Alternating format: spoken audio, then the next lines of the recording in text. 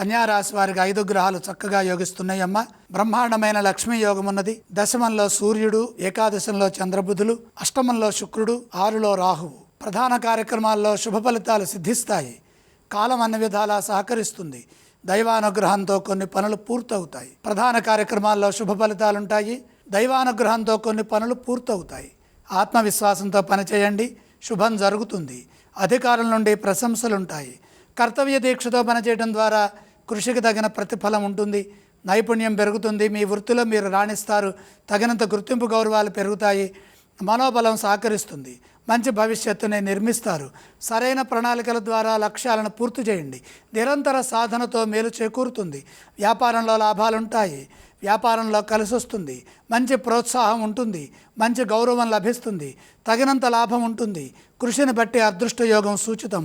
స్థిరాస్తుల రూపంలో ఆస్తి పెరుగుతుంది. లక్ష్మీ కటాక్ష సిద్ధి కలుగుతుంది. మొహమాటం లేకుండా నిర్ణయాలు తీసుకుంటే ఆర్థికంగా మేలు చేకూరుతుంది. కొన్ని సందర్భాల్లో తెలియకుండానే ఒత్తిడికి గురవుతారు. ఇంట్లో వారు సహకరిస్తారు. శాంతియుత జీవనాన్ని కొనసాగిస్తారు.